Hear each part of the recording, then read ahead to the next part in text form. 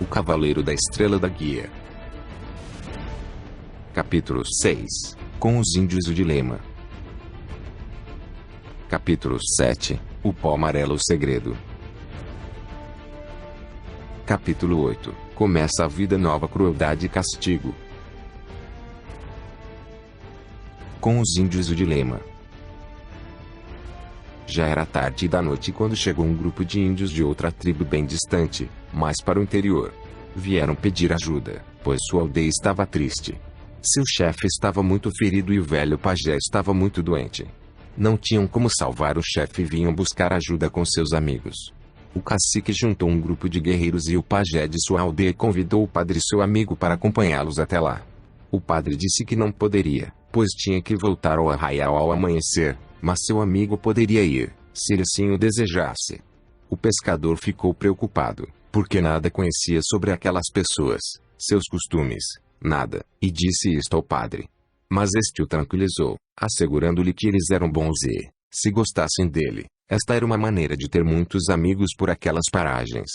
Aquelas tribos faziam parte de uma grande nação indígena que abrangia toda a capitania e isto seria bom para ele, caso pretendesse ficar por ali.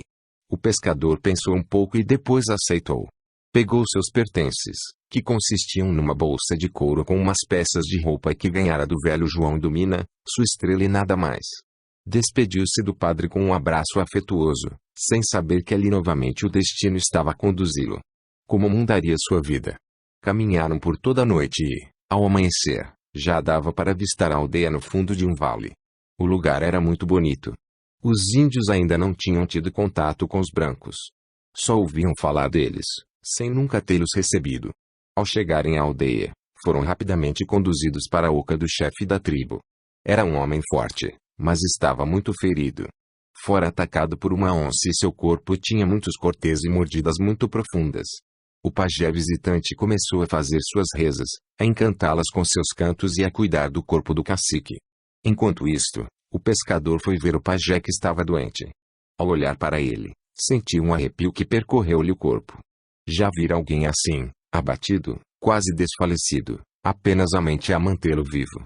Esse alguém era ele próprio, o pescador. Pediu a um dos índios que os acompanhara, e que falava um pouco da sua língua, que o ajudasse a se comunicar com o chefe feiticeiro. Este o olhou com um brilho estranho nos olhos, como a dizer que tomasse cuidado, pois ele, um feiticeiro, estava enfeitiçado. O pescador ouviu o que o pajé dizia ao índio, sem nada entender. Quando este disse do que se tratava, teve confirmado o que pressentiu quando viu o velho índio. Sim, já se sentira assim. Sabia como era horrível, porém agora sabia como auxiliar alguém, porque aprendera muito durante o tempo em que estivera com o velho curador negro. E agora, ainda que distante, sentia sua presença invisível a dizer: saibas como usar tua estrela, tua força, tua magia. E assim sempre sairás vencedor contra as magias negras.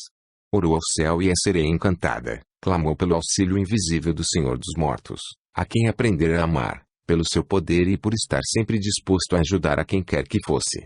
Até a ele, com respeito, se fosse merecedor. Orou a Deus e pediu sua bênção no que ia fazer. Afastou-se um pouco da aldeia, foi até a beira do córrego e cantou o canto dos negros. Viu sua estrela ficar com uma cor dourada tão forte que quase não conseguia olhá-la, sua luz quase o cegava. Apanhou um pouco de água num pote de barro e voltou à oca do pajé.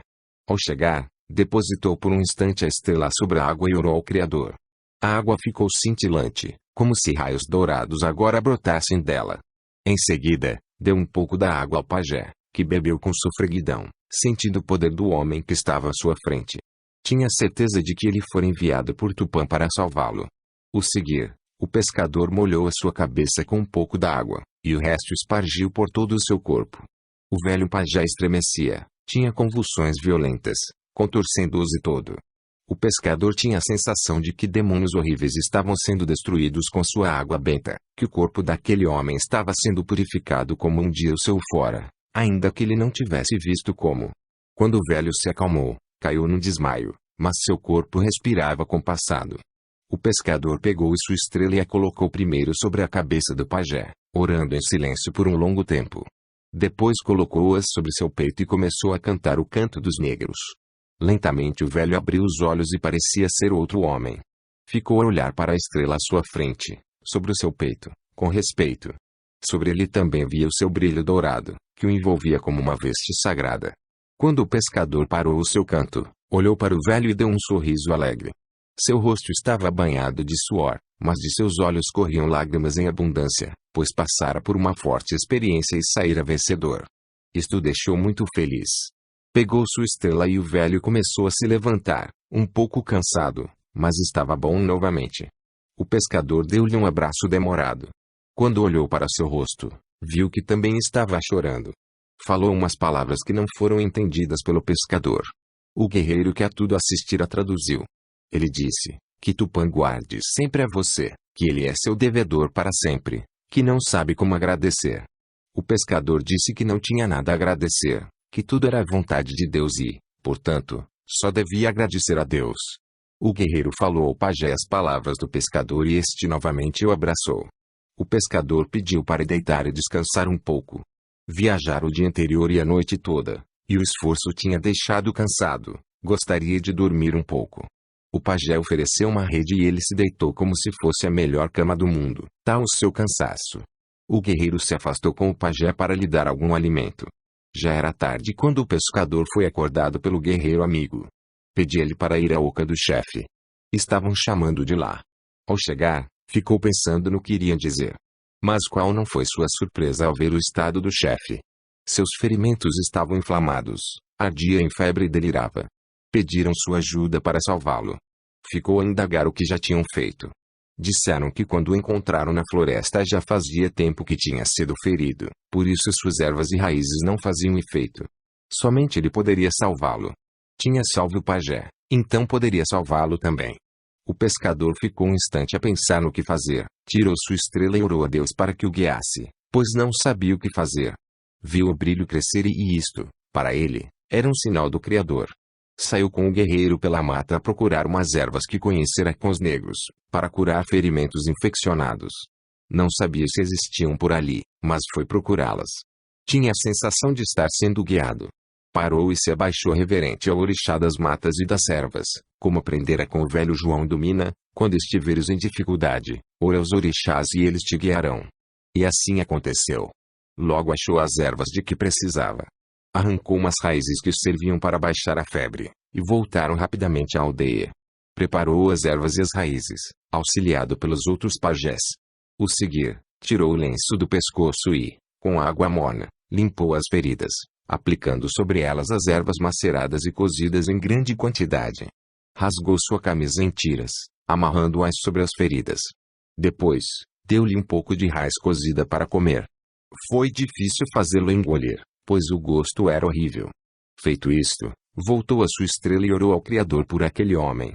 Pediu-lhe que, se fosse possível, permitisse que ele vivesse, pois parecia ser muito necessário à sua tribo. Sua estrela brilhou intensamente. Passou a noite ao lado do cacique. A febre foi cedendo aos poucos. Ao amanhecer, o cacique despertou do seu sono agitado, tentou se levantar e não conseguiu. Estava fraco ao extremo, apesar de ser forte, muito forte. O pescador lhe disse que era necessário que se alimentasse e repousasse. O chefe aqueceu com a cabeça e tornou a deitar-se.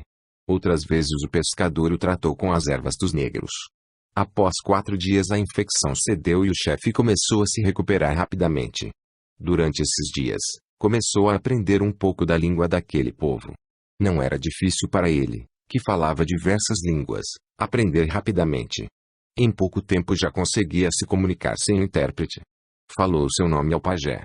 Disse-lhe que era chamado de pescador, o que tira os peixes da água. Era o que significava seu nome. O pajé lhe disse que se chamava Enguara, que significava o que dominava os gênios do fogo. O pescador quis saber o que eram esses gênios e o pajé lhe explicou a sua magia. Pediu em troca que o pescador lhe falasse da sua magia, de sua estrela que ele viu brilhar sobre o seu peito, a livrá-lo do encantamento que sofrera, e que ainda estava a brilhar ao seu lado, como a dar-lhe uma luz viva, forte. O pescador contou-lhe como conseguira sua estrela. Falou do seu poder. Falou também do pajé negro que o ajudara e o salvara um dia. E depois ainda ensinou um pouco de sua magia e muito sobre as ervas e raízes e sobre seus cantos, que eram rezas aos orixás. que o chefe tinha sido salvo com a bênção de Deus e com a ajuda das ervas e raízes, que o pajé negro havia ensinado um dia que devíamos pedir ajuda a Deus, mas que também devíamos fazer a nossa parte, não ficarmos esperando só dele um milagre. Que, às vezes, nós somos parte dos milagres e das curas, pois Deus espera isso de nós. Os dias se passavam e os índios já o tratavam como um membro da tribo. Era respeitado por todos, sentia-se entre amigos verdadeiros. O velho pajé lhe ensinara suas rezas, suas magias, suas ervas remédios e ele ensinava ao pajé o pouco que conhecia. Já se tinham passado 2 semanas desde que ali chegara, e agora o cacique andava normalmente, apesar de ainda ter algumas feridas a incomodar. O pajé da aldeia já o tratava junto com o pescador e sabia como fazê-lo. E isto o deixava muito feliz. Os guerreiros e o pajé visitante partiram. O chefe não deixou o pescador partir. Disse que ele era um amigo, por isso gostaria que ficasse mais um pouco. Eles se sentiriam muito felizes. Quando estivesse bom, iam lhe fazer uma festa. O pescador aceitou, pois estava gostando daquela gente. Eles se pareciam com os negros, não tinham ambição ou cobiça. Como o padre dissera, nada tinham, mas tinham um tesouro enorme, que era a sua alegria e sua simplicidade. Ficaria ali para sempre, se algo não o incomodasse tanto, o seu passado. Estava aprendendo bem a língua e os costumes daquele povo. Sua lealdade e o espírito comunitário o encantara. Quando o cacique fez a festa, convidou diversos caciques amigos para virem dela participar. Disse ao pescador que ia dar-lhe um presente de que jamais se esqueceria. Era sua maior riqueza e lhe daria naquele dia. Por coincidência, o padre veio junto com os índios da tribo a que estava tentando catequizar. Abraçaram-se com entusiasmo. O amigo viera para ver como estava aquele que os índios diziam ser um pajé branco muito poderoso. Isto o intrigara. Queria ouvir de viva voz o que tinha se passado na sua ausência. Mas foram interrompidos pelos chamados do cacique, que o convidava para sentar-se ao seu lado. Todos já haviam chegado e a animação era geral. Quando um cacique vai dar um presente, todos ficam curiosos para saber o que é. O pescador disse-lhe que mais tarde contaria tudo. Sentou-se entre o cacique e o velho pajé Anhanguara, seu bom e inseparável amigo. Houve cantos, danças e muitas brincadeiras, até que, em dado momento, o cacique se levantou e ordenou silêncio, pois não queria deixar o homem que o salvara esperando por mais tempo. Devia a ele sua vida e nada como dar-lhe algo vivo como gratidão. O pescador pensou que iria ganhar algum animal exótico ou alguma ave bonita. Quem sabe? Todos ficaram em silêncio, aguardando para ver qual era o presente. O cacique mandou que fossem buscar o presente do pescador. 2 índias entraram na oca do cacique e saíram com uma jovem ainda muito nova, dos seus 15 anos no máximo, e deixaram-na perto dele. O pescador já vira muitas vezes aquela jovem. Achava-a muito alegre, bonita mesmo, mas nunca se fixara muito nela. Ainda guardava as marcas do passado na mente. O cacique virou-se e disse: "Traço pajé branco, um dia meu espírito ia partir, pois meu corpo estava fraco. Você trouxe ele de volta à vida e por isso eu fiquei muito feliz, mas não sabia como agradecer.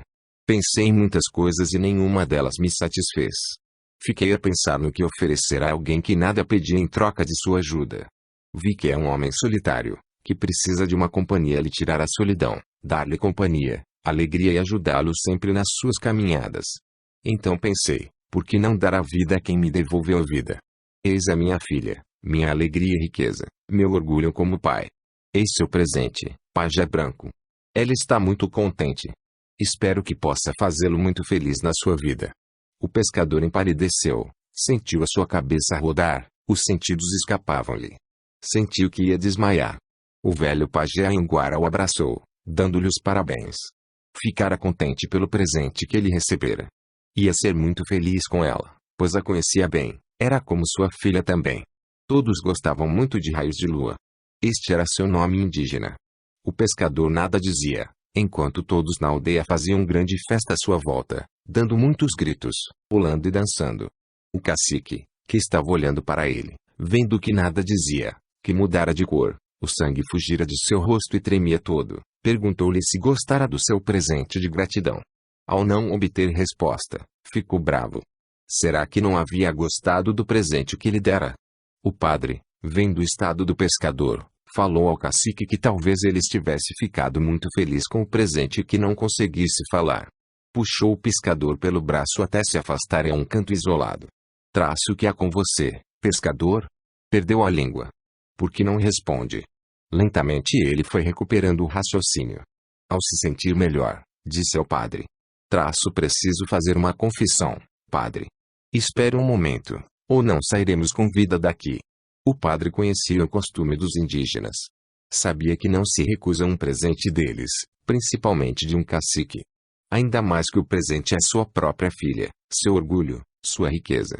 Voltou-se ao chefe e pediu-lhe um tempo, pois seu amigo ficara muito contente com o presente, mas não sabia o que dizer. Ia conversar com ele e logo voltaria. Logo estava junto do pescador. Traço, pois faça sua confissão, pescador, estou pronto para ouvi-la. E o pescador se sentou e começou a contar toda a sua história rapidamente, desde o começo, sem omitir que fora também um juiz religioso, que um dia fizera os votos de castidade perante a Igreja Católica. Apesar de não ostentar a batina nem a cruz no peito, guardava o voto dado em juramento. Nunca tivera contato carnal com nenhuma mulher. Como quebrar um juramento feito de livre consciência, principalmente agora que já beirava os 40 anos de idade. Como olhar para aquela menina como sua mulher? Como errar novamente diante de Deus? O padre pensou um pouco, sem saber o que responder. Depois, bem mais calmo, disse: Traço, filho, digo-lhe como sacerdote que sou, sua vida não é comum como a dos outros. Conheceu a Igreja Católica muito bem. Serviu-a como achou que devia e, em um certo momento, abandonou, pois já não lhe satisfazia. Estava desiludido, arrasado e tinha um peso a atormentar a sua consciência. Foi traído pelas suas ideias a respeito do que era certo ou errado. E quantos já não sofreram o mesmo tormento em suas vidas? Quando Cristo apareceu na Terra com a sua mensagem, o mundo já existia há milênios, e ainda por milênios existirá. Em dado momento, Deus achou por bem enviar alguém com uma mensagem nova, porque sua lei estava pervertida, sua palavra sagrada estava se desintegrando. Era mal compreendida nos seus desígnios maiores. O Cristo trouxe uma renovação nos corações que não aceitavam aquela existência sem tolerância com o semelhante, sem amor, a não ser para consigo mesmo. Ele trouxe uma palavra de esperança aos que nada tinham além do direito de respirar, aos que viviam na escravidão da carne ou do poder, tanto do Estado quanto das religiões estabelecidas. Ele era a água que aplacava a sede dos que tinham sede, o alimento dos famintos, o bálsamo que curava as almas dos enfermos da alma. Era a esperança em Deus Pai renovada. Sua mensagem era boa, verdadeira e divina, e assim muitos o seguiram através dos séculos, e o seguirão por toda a eternidade, pois de fato era o Filho de Deus, como também nós somos filhos de Deus. O tempo empoeirou sua mensagem. Os homens se fizeram poderosos com o seu nome. Catedrais foram erguidas em seu nome. Servi-lo, para uns é o sacerdócio verdadeiro, puro. Levar sua mensagem é a razão de ser de muitos seres humanos identificados com seus ensinamentos. São puros no que fazem, por isso são abençoados por Deus Pai. Outros não. Usam o poder do seu nome para construírem seu próprio poder material para, com isso, serem respeitados como grandes homens, quando nada são além de aproveitadores. A mensagem do Cristo é perfeita, porque é divina, enviado que foi dos seus a quem queira segui-lo. Às vezes, os portadores da mensagem é que não estão à sua altura. Esta é a verdade única, o resto é criação dos homens que se arvoram em seus protetores. Criaram hierarquia para dela poderem melhor se servirem. Impuseram suas ideias acima do próprio mensageiro divino. Alteraram sua essência no decorrer dos séculos. O Cristo não pedia a ninguém a castidade para que propagassem sua mensagem, apenas que honrassem a mensagem da qual eram portadores. Não exigia a abstinência de ninguém, apenas que honrassem a companheira com que se unissem. Só isso e nada mais. Os homens é que criaram os votos de castidade, as leis canônicas, o poder papal. Quantos não sofrem por causa disso? Muitos querem ser mensageiros do Cristo, mas têm que pagar um preço alto pelo seu amor à mensagem. Quantos já não sofreram o mesmo drama de consciência que você sofre agora? Quantas dúvidas há, ainda sem respostas? Somente nós podemos respondê-las, com confiança.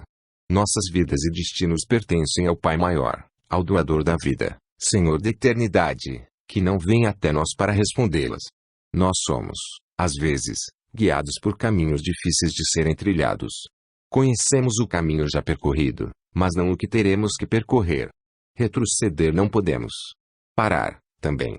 Seria como água represada que não se renova, uma hora ou outra arrebenta o dique, e então vem o estrago. Deixe sua vida correr como as águas de um rio. Elas não sabem o caminho, que se fez por si mesmo.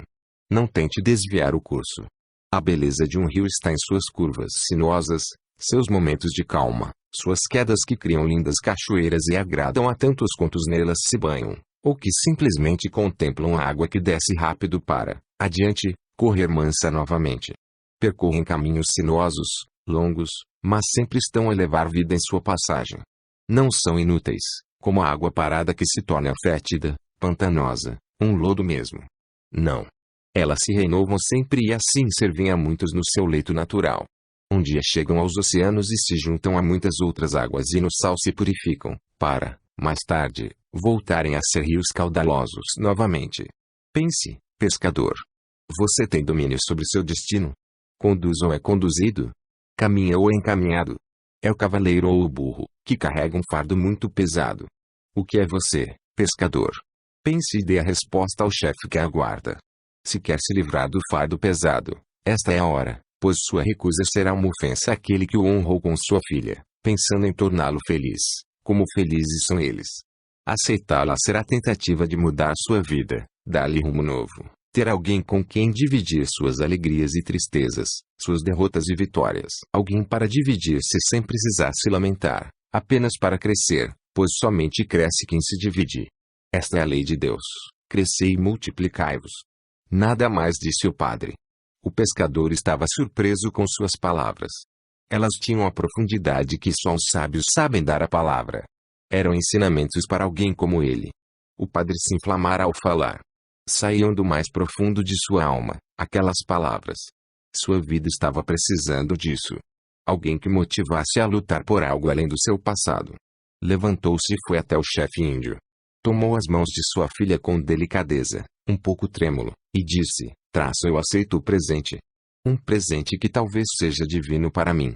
Voltou-se para o cacique e disse: Traço, obrigado, meu amigo, muito obrigado. Saberei honrá-lo como me honrou com seu presente vivo. A vida só traz a vida, e o abraçou emocionado. Após estas palavras, houve muita alegria na aldeia. O cacique ficou feliz por sua filha, que olhava o pescador com um pouco de medo, e muito respeito. Não sabendo como agir, o pescador pediu conselho ao amigo padre. Este lhe disse que poderia casá-lo, se assim o desejasse. O pescador assentiu com a cabeça e comunicou ao cacique que, independente de seus rituais, gostaria de ter as bênçãos do padre.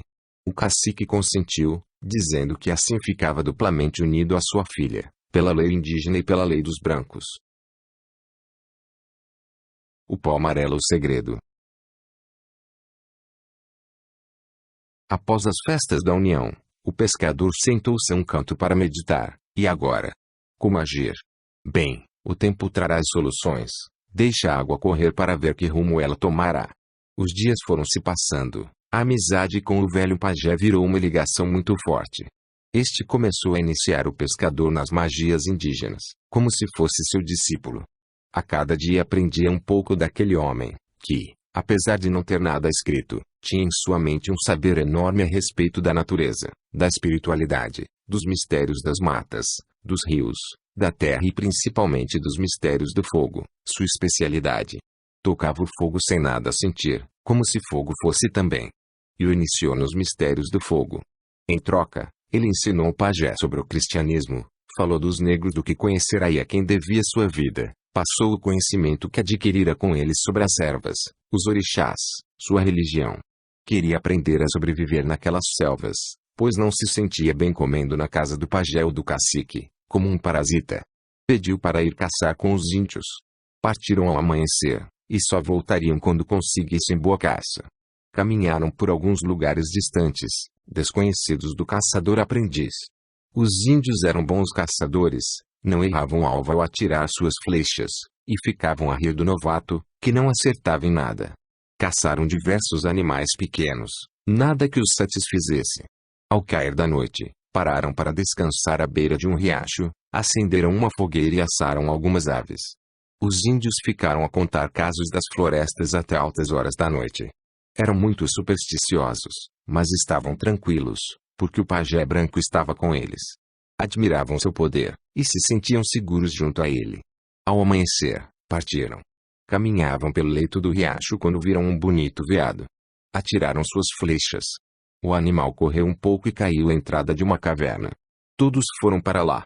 Estavam alegres. Agora tinham uma boa caça, mas o que chamou a atenção do pescador não foi o tamanho do veado e sim um pó amarelo que brilhava como raios de sol. Entrou um pouco na caverna e o que viu deixou espantado.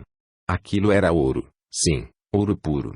Em outros lugares, as pessoas brigavam por ele, mas ali existia então grande quantidade, que o deixara com o coração descompassado. Saiu e pediu que lhe dessem uma pele das maiores. Fez uma bolsa com ela. Quanto aos índios, não entendiam o que ele fazia. Explicou-lhes que aquele pó amarelo tinha um grande valor entre os brancos. E que ia levar um pouco dele. Parou diante de um guerreiro e indagou: Traço, você sabe voltar aqui? Traço, sim, pajé branco. Por quê? Traço, talvez eu precise de mais um pouco deste pó amarelo. Traço, quando quiser, eu o trarei aqui. Os índios foram caçar rio abaixo. O caçador novo os aguardaria ali até a volta. Fez uma tocha e penetrou mais naquela caverna. O que viu no seu interior deixou feliz. Encontraram uma mina de ouro à flor da terra. Aquilo era o maior veio de ouro que podia haver na terra. Era um tesouro imenso.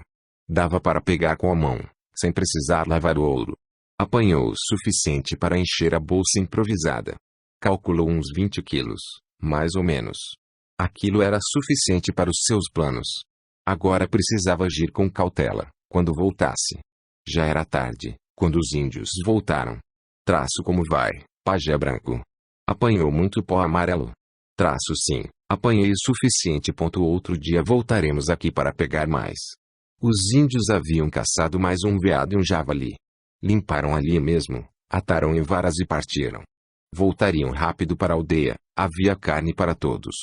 Ao chegar, todos vieram ao seu encontro.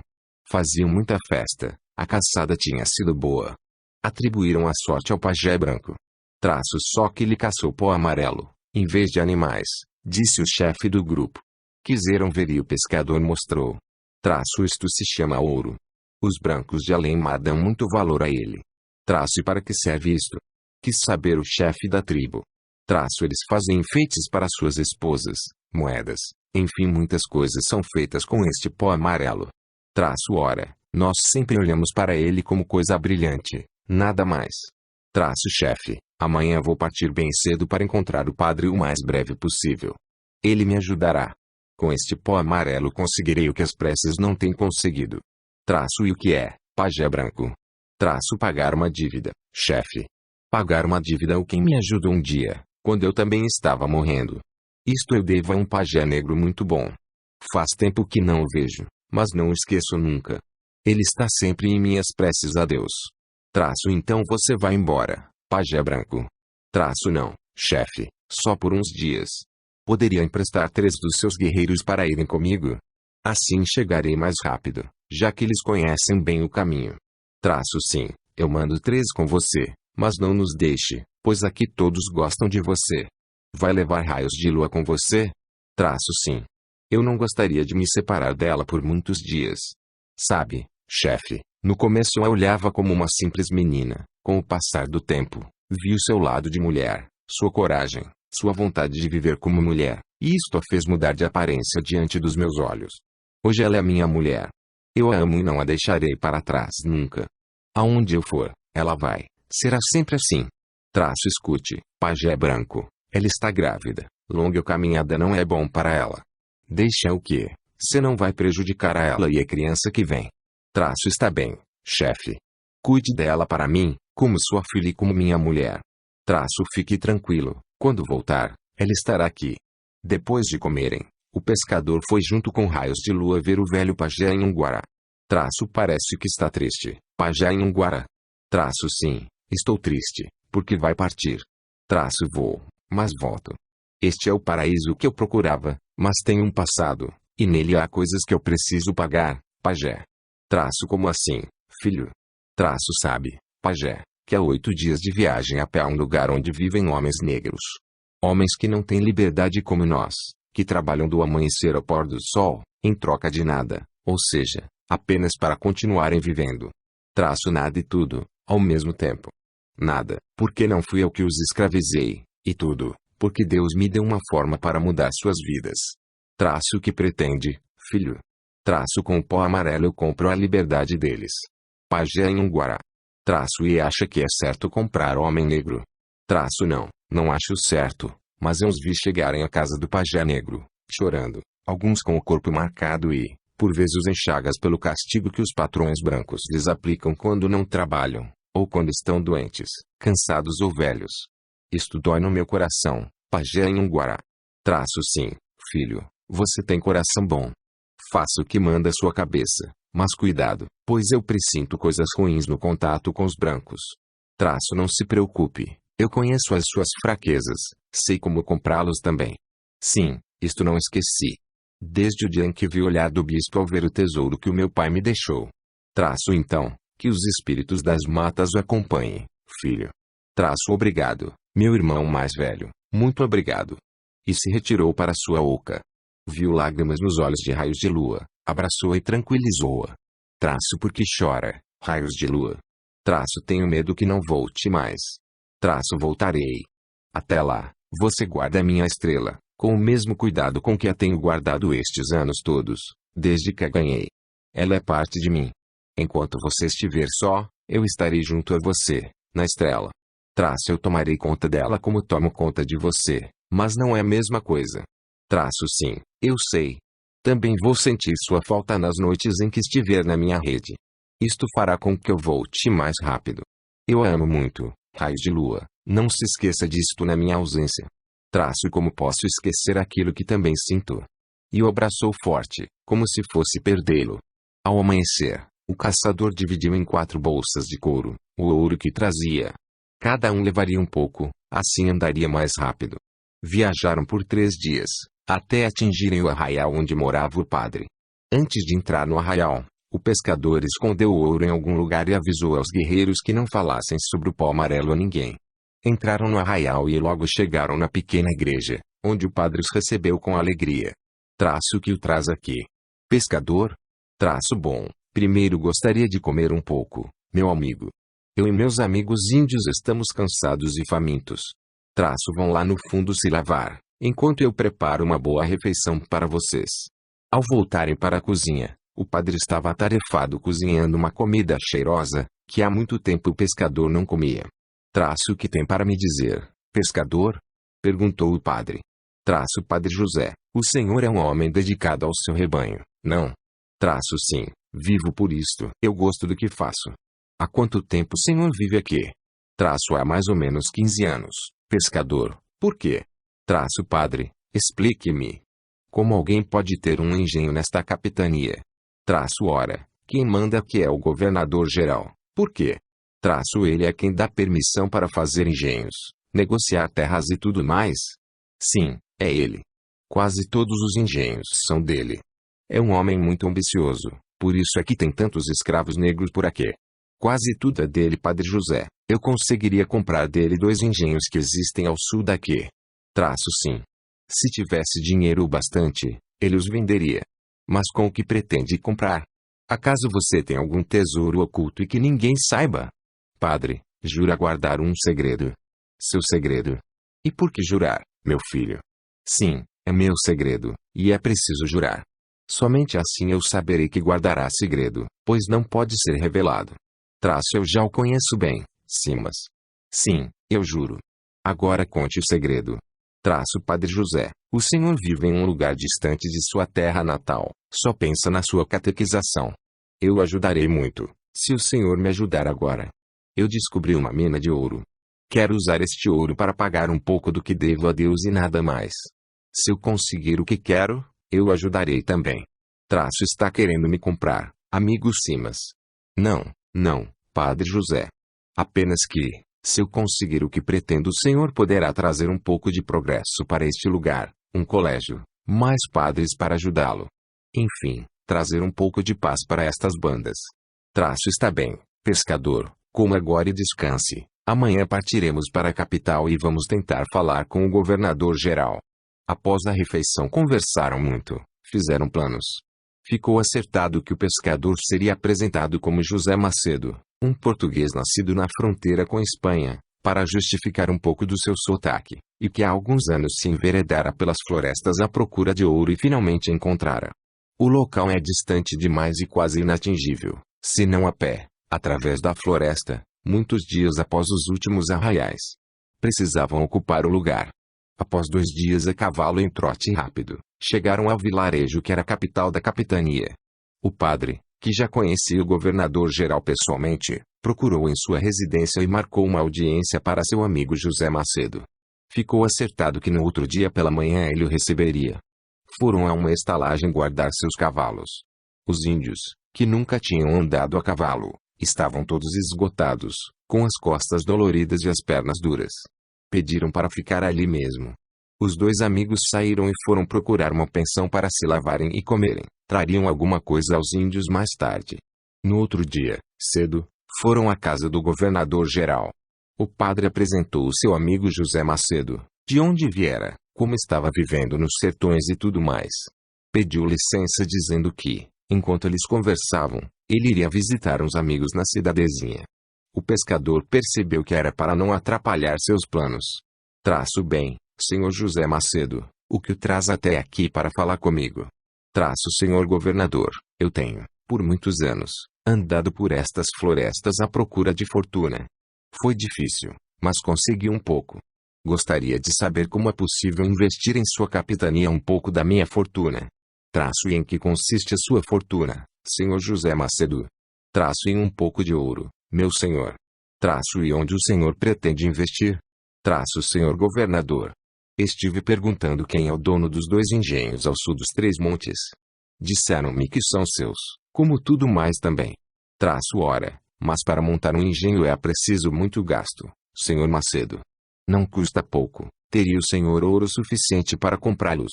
Traço senhor governador, pelo pouco que pude observar, os seus feitores não estão conseguindo muito sucesso por lá. São negros que fogem, índios que não gostam de trabalhar, estradas ruins para escoar o açúcar produzido. Enfim, um mau empreendimento, não? Traço sim, os feitores não são bons, mas as terras por lá são as melhores da capitania. Isto vale alguma coisa, não? Traço sim, vale alguma coisa. Qual o preço que o senhor pediria pelos 2 engenhos, com todos os animais, e os negros também? Traço os 2, o senhor quer? Traço sim, os 2. Eu tenho minhas ambições, quero me tornar um homem respeitável, após tantos anos vivendo como um silvícola, perdido na selva. Traço bem, eu não saberia o que pedir. Traço ora, senhor governador-geral, o senhor é um homem muito esperto e inteligente, além de fino cavalheiro. Duvido que não saiba o preço dos 2 engenhos. Simas tentava tocar na vaidade do governador-geral. Traço como o senhor me pagaria, senhor Macedo. Traço com ouro, meu senhor, com ouro puríssimo em pó. Agradaria ao senhor assim? Simas pôde ver o brilho nos olhos do governador, que chegou a tossir, como se fosse engasgar. Traço então, senhor governador? Agrada-lhe? Traço sim, sim, agrada-me muito. Mas seria interessante, pois o senhor mesmo disse que quer se instalar por estas bandas, que nosso negócio ficasse em segredo, não? Traço concordo, porque mandar ao rei o que pode ficar oculto. Afinal, enquanto o rei se diverte na Europa, o senhor fica neste lugar horrível, não? Traço sim, é verdade. Eu tenho que pensar no futuro de minha filha, não, senhor Macedo? Em seguida o governador chamou um criado e mandou servir uma bebida a ele e ao amigo senhor José Macedo. Traço sabe, senhor governador, acredito que faremos bons negócios juntos. Traço sim, creio que sim, senhor Macedo. Levantou sua taça e brindou a sorte do seu novo amigo, ao que o pescador também levantou sua taça e brindou a uma vida longa, e a amizade dos 2. Após beberem, o governador disse-lhe que queria 7 quilos de ouro puro pelos 2 engenhos e mais 4 quilos pelos animais e escravos, e que tudo seria escriturado como doação ao senhor José Macedo, pelos seus feitos em favor do desenvolvimento da capitania, sem nada custar-lhe, além de 20%, que era parte do reino açúcar retirado das suas terras. Terras estas que seriam doadas a ele pelo senhor governador-geral, no seu direito de executar as leis reais naquela capitania. Dessa forma, nunca poderiam ser tomadas do senhor José Macedo. Beberam mais uma taça em meio à conversa, como se fossem velhos amigos. O governador viu que aquele homem era esperto e isto era bom, pois haveria de fazer bons e rendosos negócios com ele. Talvez começasse a ganhar algo, enfim, naquela terra, além de picadas de mosquitos e dores de cabeça com a corte em Portugal. O pescador viu a ambição do governador e isto era bom. Com um homem ambicioso, é fácil de se negociar. Pediu licença para se retirar, voltaria mais tarde com o ouro. Foi até a estalagem onde encontrou o padre conversando com os índios. Traço meu amigo padre José, está feito. O homem é bom de negócio. Os seus olhos brilharam tanto mais que o ouro, quando lhe disse com o que poderia pagar-lhe. Traço Simas, cuidado. Este homem não tem escrúpulos, é muito ambicioso. Muito cuidado. Traço ora vamos, padre. Peguemos as 2 maiores bolsas e vamos até lá. Almoçaremos com o governador hoje.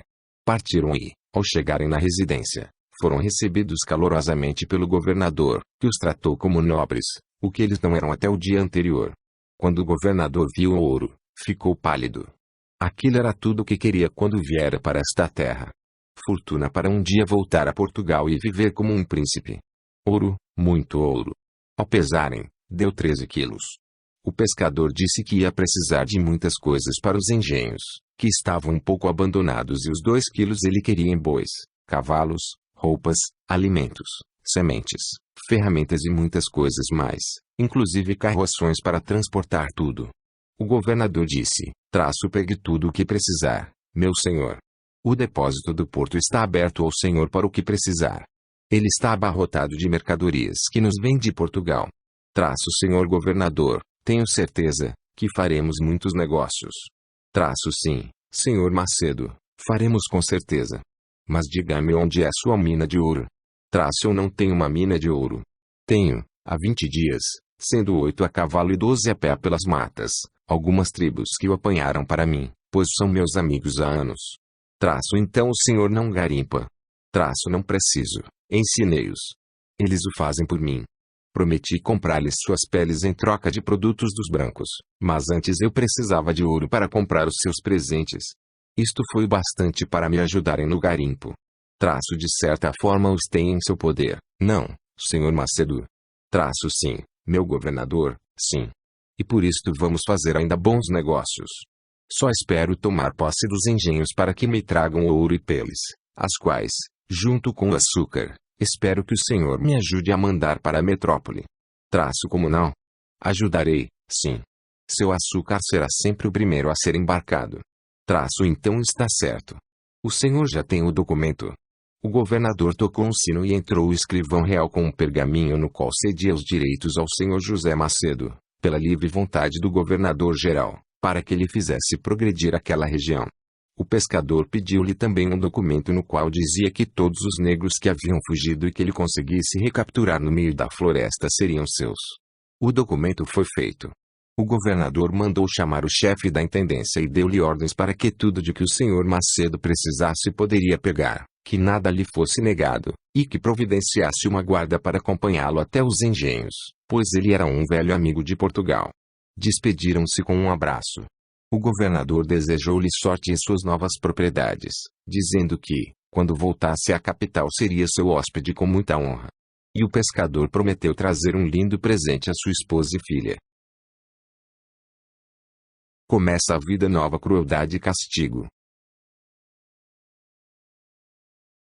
Ao chegar à intendência, disse ao padre que pegasse o que precisava para sua paróquia.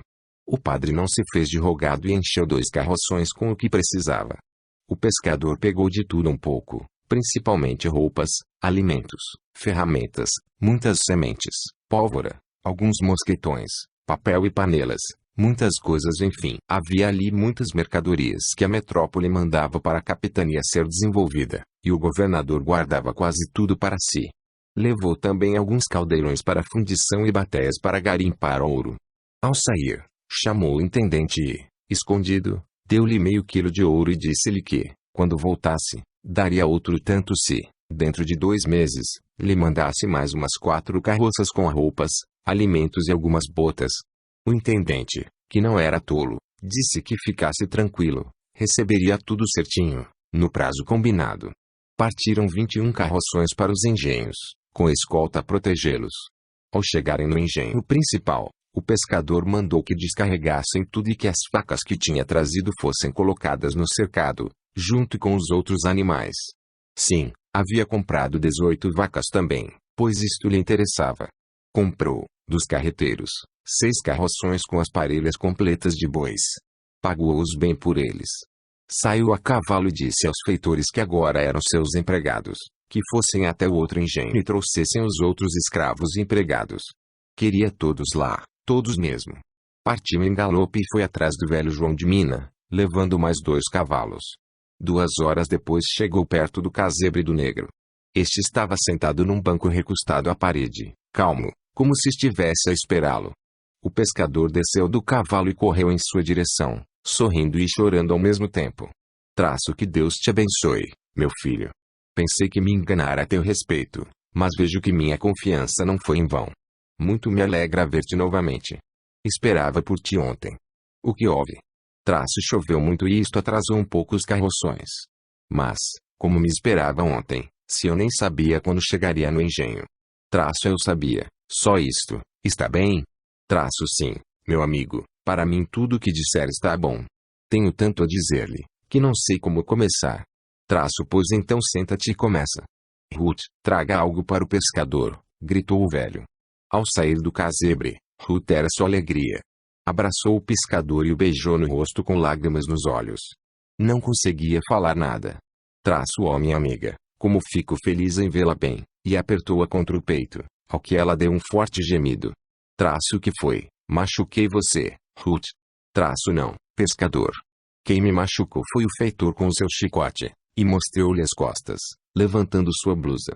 Ao ver o estado de sua amiga tão querida, o pescador deixou rolar lágrimas em abundância, sufocando os soluços de compaixão. Fosse quem fosse, pagaria caro, se pagaria. Enxugou-lhe as lágrimas com o lenço que tinha no pescoço e beijou-lhe as 2 faces, dizendo-lhe: Traço, acabou-se o cativeiro, minha amiga. Eu comprei os 2 engenhos do governador. Tudo é meu, acabou-se o sofrimento do seu povo. De hoje em diante o chicote será destruído por aqui. Virando-se, viu o velho benzedor chorando alto. Tinha o rosto banhado em lágrimas e olhava para a cruz de madeira como se agradecesse a ela. Traço, calma, meus amigos, eu vim trazer alegria, não prantos. Vamos parar com as lágrimas, eu quero ver sorrisos. Após algum tempo, os soluços foram se acalmando. Ainda com lágrimas nos olhos, o velho João de Mina disse: Traço, meu filho, nem sempre as lágrimas servem para mostrar dor, às vezes elas demonstram alegria. Após contar-lhes tudo, o pescador pediu-lhe: Traço, meu amigo, lembro-me dos seus amigos que aqui um dia vieram para uma reunião comigo. Sei que são venerados pelo poder que têm, e eu os quero no engenho hoje à noite. Traço, por quê, meu filho? Traço, porque eu preciso deles para que os negros que por aqui trabalham tenham liberdade. Ruth, você sabe onde eles moram, não? Traço, sim, eu sei, pescador. Alguns moram bem distante. Traço, pois então, vamos logo para o engenho. Depois você vai buscá-los a cavalo, está bem? Traço, sim, pescador, para mim está bem. Foram para o engenho rapidamente. Era quase meio-dia quando lá chegaram. Já havia muitos negros e negras reunidos, todos esperando para ver o novo amo, com curiosidade. O pescador chamou alguns feitores e pediu a Ruth que apontasse aquele que havia lhe batido. Ruth não viu. O pescador perguntou por ele aos outros feitores. Ninguém soube dizer onde estava.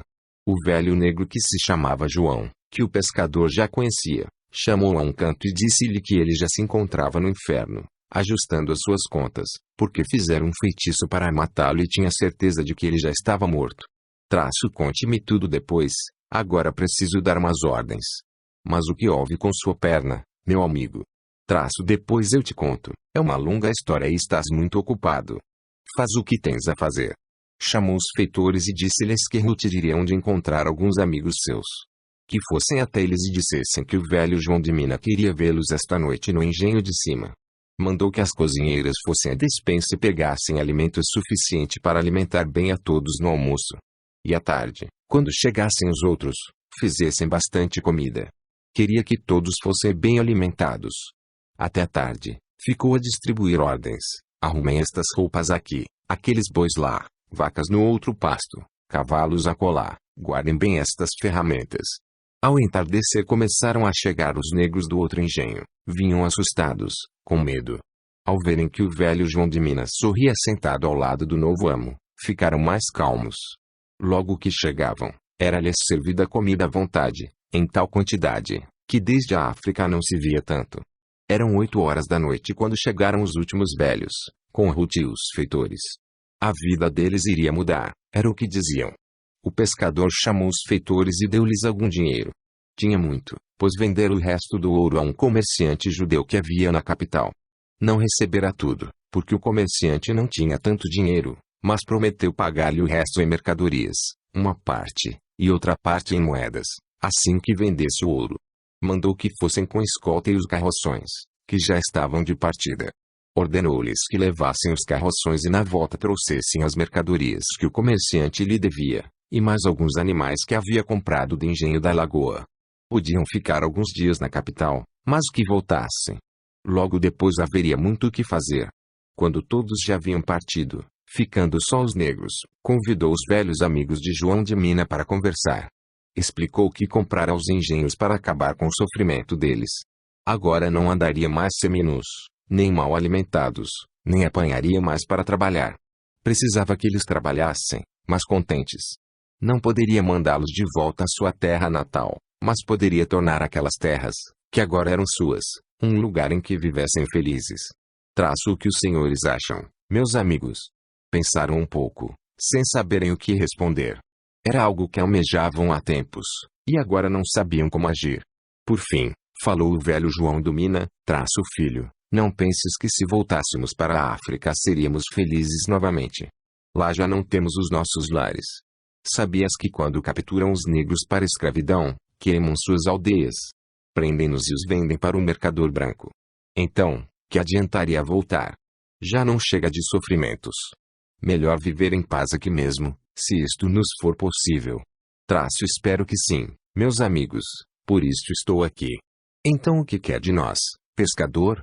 Traço gostaria que falassem com todos, pois os senhores são respeitados. Expliquem que serão tratados dignamente, terão boa alimentação, poderão descansar no domingo, pararão para comer, e descansarão mais cedo. Com o tempo, farei casas para todos. Quem quiser, fica, quem não quiser, pode partir. Traço então, vamos lá falar com eles. Os velhos negros falaram o que o pescador queria fazer. Se eles cooperassem, seria bom para todos. Dormiram sem correntes a prendê-los. Não haveria mais chicote nem tronco para o suplício. Teriam o que não lhes fora dado ter até agora, uma família. O que ele pede é que cada um faça a sua parte, sem precisar ser obrigado a isto. Quem ficar, estará protegido nestas terras.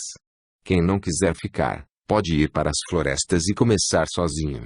O velho João virou-se para o pescador e disse, traço se o senhor quiser falar, a maioria o compreende. Traço bom, meus amigos, isto não será um paraíso de descanso. Todos terão que trabalhar, porém cada um no seu lugar. Fiquem sentados onde estão aqueles que querem ficar, os outros podem sair. Houve muita conversa entre eles. Não sabiam também o que escolher, tinham sido muito maltratados, e por tanto tempo, que não acreditavam no que ouviam. Mas ninguém se levantou, pois, se os velhos estavam com ele, também ficariam. Estava resolvido. Vendo que ninguém se levantava, o pescador disse, traço esta noite é de festa. Vamos festejar. O que sugere meu amigo João de Minas? Traço uma festa do jeito africano, é como eles entenderiam a liberdade, meu amigo. Traço então que assim seja, retrucou o pescador. Os escravos foram se descontraindo e, pouco depois, já havia muito batuque e danças. O pescador voltou para o lugar onde estavam sentados os guerreiros índios e ficou a conversar com eles. Traço o que acham do que estão vendo, amigos? Traço eu nunca tinha visto homem desta cor, pajé branco. Mas eles dançam como nós, cantam e riem como nós, disto eu gosto. Não são como o branco, que não canta e nem dança como nós. Traço sim, é isso mesmo, eu não tinha notado. Vocês têm cor e origem diferentes, mas a religião é a mesma. Os cantos são em outra língua, e a dança um pouco diferente, mas o sentido é o mesmo. Traço eu gosto disto, pajé branco. Vou chegar mais perto para ver melhor. Traço amanhã, 2 de vocês partem para a aldeia a cavalo, o outro e eu ficaremos mais uns dias. Logo estaremos lá também. No dia seguinte o pescador chamou Ruth. Juntos saíram a olhar toda a propriedade. O pescador ia anotando num papel determinados lugares e falava o que queria que fosse feito ali. Passou o dia todo fazendo anotações e distribuindo as tarefas. Ruth, eu comprei muitas sementes que vieram de Portugal. Quero que sejam plantadas para que o alimento nunca falte e ainda possa trocar um pouco com os outros engenhos mais ao longe. Eles pagarão bem pelo que produzimos aqui. Isto será nossa força. Quando voltarem os feitores, eu conversarei com eles. Tudo mudará por aqui, Ruth. Esta terra é muito boa, teremos muita fartura. Sinto isto como um presságio, uma bênção de Deus. Sim, pescador, é uma bênção de Deus. Pena que chegou um pouco tarde para meu pai. Por que diz isto? Viu as marcas em minhas costas. Foi um maldito feitor que fez isto e causou a desgraça toda. Vamos, não chore, conte-me o que houve. Lembra-se como meu pai era contente quando o viu da outra vez? Reparou como é triste agora. O antigo feitor geral, o que mandava nos outros, gostava muito do meu pai. Deixava que cuidasse dos nossos irmãos doentes, fazia os partos das mulheres, benzia a todos. Ele protegia meu pai. Um dia nasceu um irmão meu, muito fraco, quase morreu após o nascimento, mas com a ajuda de Deus ele viveu. Era muito triste porque suas pernas não eram como as dos outros meninos, pois ele era paralítico. O feitor gostava dele e tratava-o bem. Era um homem bom. Quando meu pai ficou velho demais para trabalhar com os bois, isto há uns 8 anos atrás, veio para a cabana onde você o encontrou. Meu irmão ficou comigo na casa grande, a do feitor-chefe. Lá ele vivia, se arrastando sobre muletas, ou sentado na varanda olhando o movimento de engenho e sempre que alguém passava, brincava com ele. Isto era a sua alegria. Ver os outros andarem, correrem. Se divertia com isso. Vamos, não pare agora, Ruth, conte-me o resto. Bem, logo depois que você partiu, o feitor-chefe veio a falecer e foi mandado outro para cá, um homem muito ruim. Não gostava de nós. Odiava os negros. Dizia que não éramos gente sim animais. O tronco voltou a ser usado quase todos os dias. Qualquer coisa servia de motivo para alguém ser chicoteado, ficar sem comer ou andar com as correntes a ferir-lhe os tornozelos. O meu irmão foi posto para fora da casa. Ele dizia que não iria tratar de um negrinho imprestável, que o melhor seria que morresse, porque assim seria uma boca a menos para comer. Pai João, aquele que você conhece, o acolheu em sua choupana, próximo ao engenho de baixo, e dividia com ele sua comida. Uns 15 dias atrás, o novo feitor ia passando e viu o meu irmão na choupana e perguntou o que fazia ali aquele negrinho que ele havia mandado embora. Desceu do seu cavalo e o agarrou com violência das mãos de pai João. Este tentou tirar-lhe o menino e foi agredido até ficar desfalecido. Quando voltou a ser, estava amarrado no tronco de Suplício, junto com o meu irmão, que estava pendurado, pois não podia ficar em pé. O feitor bateu-lhes tanto, que o velho pai João foi tirado desmaiado, e o meu irmão, ao ser desamarrado, já estava sem vida, tinha morrido no tronco do Suplício. Pai João foi levado até meu pai, que o ajudou, e meu irmão ficou estirado lá perto do tronco mesmo. Quando cheguei, com os outros da roça, pois eu também já não ficava mais na casa do senhorio, vi meu irmão morto. Chorei muito, levei o seu corpo até a casa de meu pai, e lá, entre lágrimas, nós o enterramos. Ruth chorava muito e o pescador a consolou com palavras meigas. Por fim, ela continuou, o feitor foi atrás de mim. Achou-me na casa de meu pai e quis me levar à força. O meu pai tentou argumentar, foi derrubado. Pai João foi acudir meu pai e foi ferido na perna, com um golpe de espada. Ficou caído no chão a sangrar. Eu fui levada para o engenho e lá ele mesmo me chicoteou. Fiquei caída no chão, sem conseguir me mexer, pois o corpo todo doía. Por fim, ele se recolheu e os outros escravos me pegaram e cuidaram de mim. Onde se esconde ele agora, Ruth? Não sei, mas ele não levantará a mão para mais ninguém, porque ao bater em meu pai, seu braço partiu-se como se fosse de pedra. Por isso ele me bateu tanto, para se vingar dessa coisa invisível que quebrou seu braço esquerdo. No dia seguinte ele levantou-se gritando. O braço estava preto de sangue pisado. Dizia que tinha sido enfeitiçado, o que não duvido. Pai João é vingativo e deve tê-lo trabalhado durante a noite com Lebará. O que é Lebará, Ruth? É aquele que executa os trabalhos para os orixás e também para o Filho do Santo. Ele deve ter levado o feitor para o inferno, onde ele acertará as contas do que deve a Deus. Saiu de casa gritando e, sem rumo, foi embora. Ninguém o viu mais. Os outros feitores ficaram com medo. Você não viu como ficaram contentes quando os mandou ir para a capital? Vamos, Ruth, já é tarde. Quero falar com seu pai. Ao chegarem no engenho, o pescador procurou o velho João do Mina para falar-lhe. Meu amigo, desculpe eu não estar aqui para ajudá-lo. Poderia ter sido diferente. Pescador, quando tu chegaste, eu vi esperança chegando também. Não sabia como seria, mas eu vi uma resposta do Senhor Abaloaê, o Senhor dos mortos, às minhas preces por liberdade para meus irmãos. Tu trazias as marcas dele na pele, que são as chagas.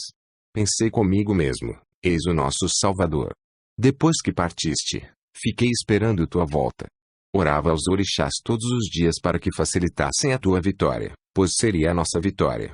Por isto, eu te ensinei muitas coisas a respeito da magia africana, para que vencesses. Sempre recebia mensagens dos orixás, dizendo que estavas vencendo, e pedindo que eu tivesse paciência.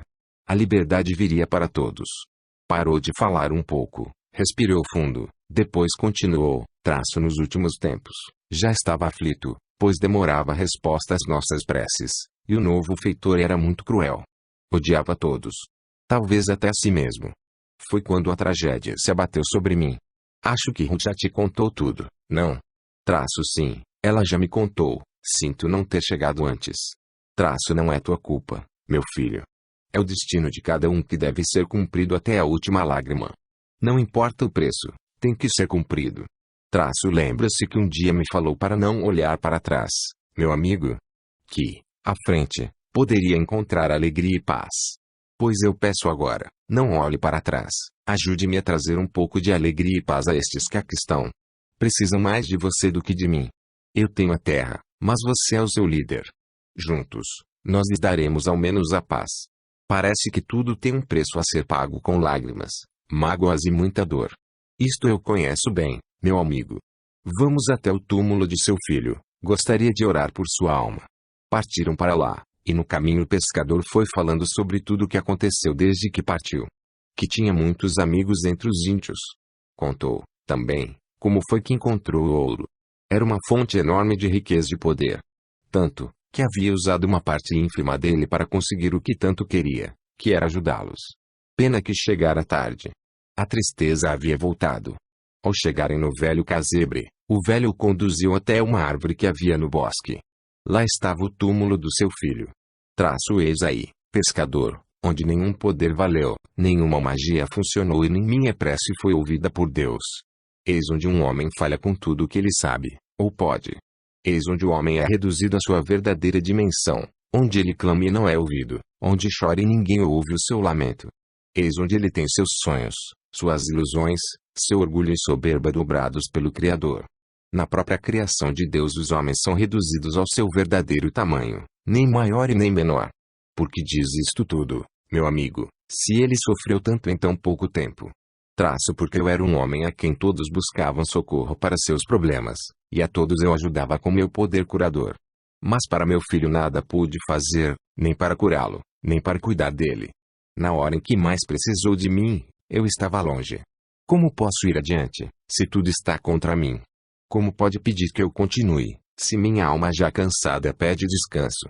Se, depois de tudo que fiz nesta terra, ao servir para nada na hora em que meu filho mais precisou de mim? Como reagir num momento como este? Onde buscar forças, se a fonte da vida se esgotou?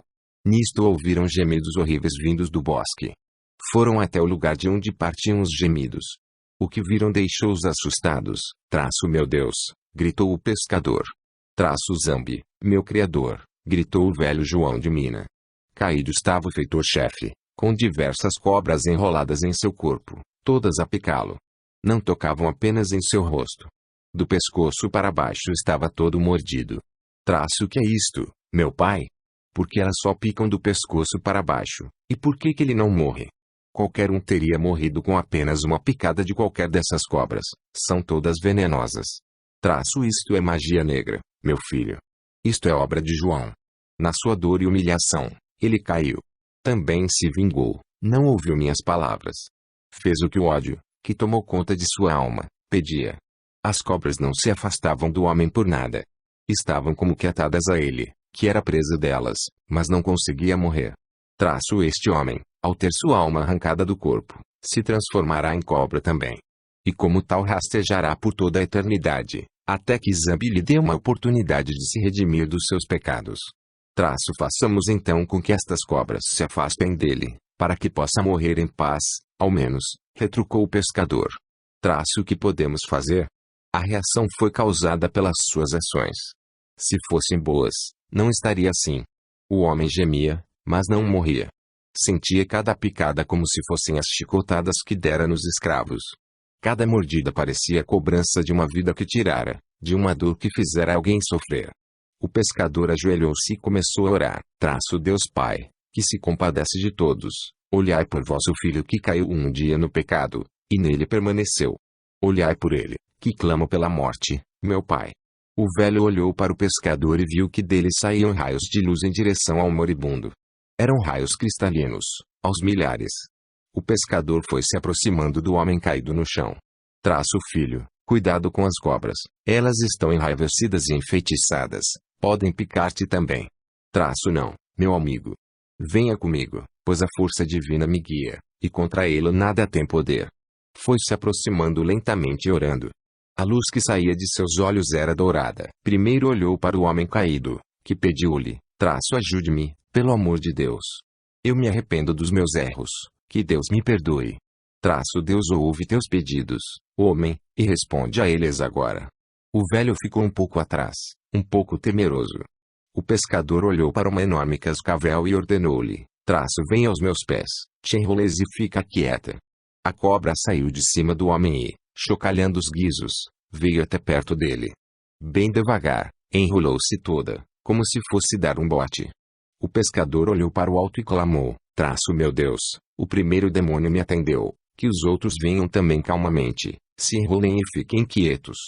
Uma a uma as cobras foram chegando perto do pescador e se enrolando. O pescador olhou-as e falou-lhes, vos já cumprides o que alguém vos pediu. O ódio que envenena, com veneno foi combatido. A lei se cumpriu. Agora partais em paz, pois assim eu vos ordeno, em nome de Deus. Levou a mão direita sobre a primeira cobra, a cascavel, que baixou a cabeça e parou de chocalhar o guizo. Ele fez o sinal da cruz sobre a cabeça dela, que lentamente foi saindo, até sumir no mato. Repetiu o mesmo ritual com as outras 6 cobras, que também foram embora lentamente. O homem caído à sua frente pediu-lhe perdão por tudo que fizera. O pescador chamou o velho para junto de si. João de Mina, este homem foi conduzido até aqui para te pedir perdão. As cobras o trouxeram porque o pedido do outro João foi este, que ele viesse aqui rastejando pedir perdão. Somente quando tu perdoares, ele morrerá. Depois do que eu vi, não tenho dúvidas sobre o poder de Deus. O homem, pede perdão a quem deve perdoar-te. Perdoe-me, velho João de Mina, e que teu filho me perdoe também, esteja onde estiver. Eu te perdoo, em nome de Deus. Do meu coração não terás o ódio nem a mágoa a perseguir-te. Pelo meu filho, peço a Deus que te perdoe. O homem santo, me perdoais, em nome de Deus e pelo amor que tendes a ele. O homem, tu que viveste do ódio e pelo ódio, terás toda a eternidade para saldar teus pecados para com teus semelhantes, cometidos diante dos olhos de Deus. Eu te perdoo em nome de Deus, e que agora partas para o mundo onde reina absoluto eterno. Vá em paz, e em paz aceita a lei de Deus. Ela agirá por si mesma sobre ti. Que tua alma parta para o lugar aonde a lei divina te conduzir. O homem santo, e de um dia me buscar. Eu vos seguirei e farei o que me ordenardes para redimir meus erros. Que assim seja. O pescador pôs a mão direita sobre a cabeça do homem, que estremeceu todo, deu um grito horrível e desfaleceu. Estava morto. Os dois tiveram a impressão de que uma cobra enorme saía do corpo, uma cobra etérea. Outra cobra imensa, que até aquele instante permanecia visível a eles, aguardava. O pescador orou a Deus por aquela alma, pediu que o Todo-Poderoso se compadecesse dele. Que um dia aquele homem pudesse voltar a ser um homem diante dos olhos de Deus. O corpo do feitor começou a sangrar por todas as picadas que recebera e, em pouco tempo, não tinha mais sangue algum. O sangue sumia na terra. O pescador virou-se para o velho e disse: Vamos enterrar este homem aos pés do seu filho. O réu e a vítima se encontram novamente. Ele será as pernas que seu filho não pode usar. Diante da alma de seu filho, ele sempre rastejará. Porque dizes isto? Porque eu sei que é assim, pois assim diz a lei do Criador: pagarás até a tua última dívida. Assim está escrito no livro da lei. Cavaram uma vala e enterraram o corpo aos pés do menino, mas em sentido transversal. O pescador fez uma prece pelo menino e outra pelo feitor. As últimas horas tinham sido dramáticas para os dois homens. O pescador ajudou o velho a subir na sela do cavalo.